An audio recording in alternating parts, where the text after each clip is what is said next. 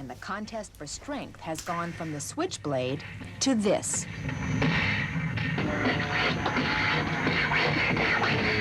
It's called breakdancing.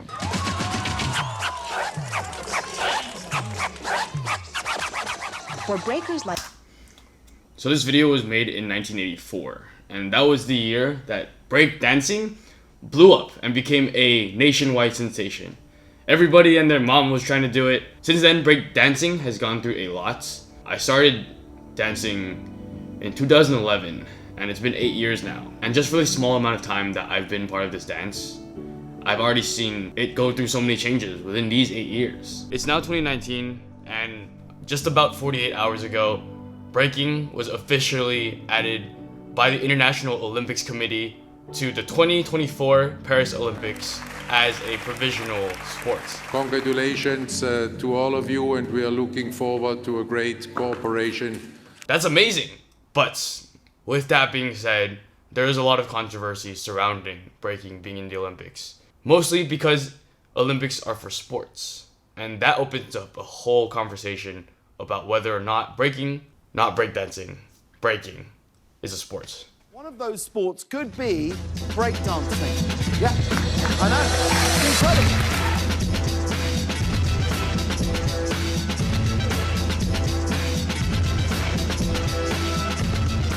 A short but important tidbit for those of you who don't already know. Breakdancing was the term coined by the mainstream and the media during the 1984 trend phase. So now, if you're a b-boy or b-girl, or somebody who claims to respect the culture, then breaking is a better way to refer to it. And that's actually a good sign that the Olympics are actually calling it breaking. It's a step in the right direction, because if they were calling it breakdancing, that's already kind of a red flag. For all the research I've done, it seems like a majority of people who have presence online or are in my community here in San Diego are pro-Olympics. But everybody here also knows that there is another side to that. So what separates breaking from being simply a sport is that it is a subculture of hip-hop.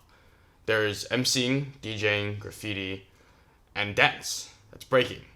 So a lot of OGs and underground breakers are very not with the idea of putting breaking into the Olympics as a sport. That's probably one of the bigger concerns. And I think another one is the fact that this has happened before. In 1984, once breaking got sucked up into the mainstream and became breakdancing, it was not pretty for the culture. Pony shoes are the only way. Say win, say pony, say move, say pony.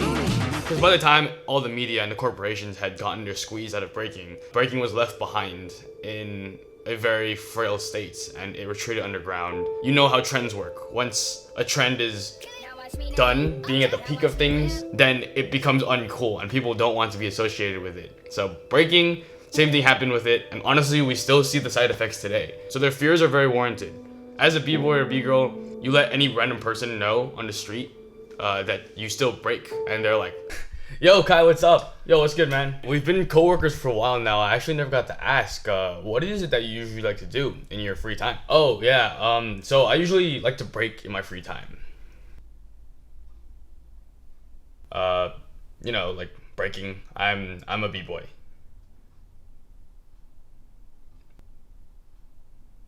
Like break dancing.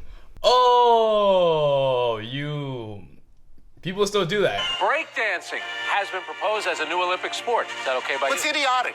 I mean, nobody even does it anymore, and it's completely idiotic.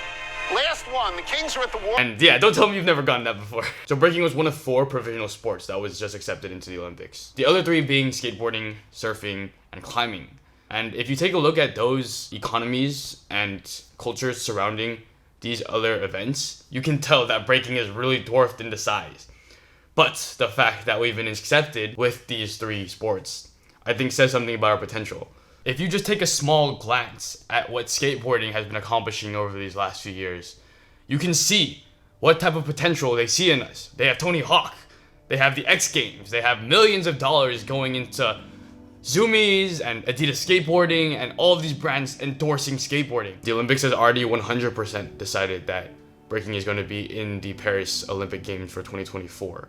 And while I am very excited for it and very pro competition, I also want to respect the OG's concerns because they're the ones who gave us this dance. So, I mean, what can we do about it? You know, what can a kid like me who didn't even know what the culture was when I first started do?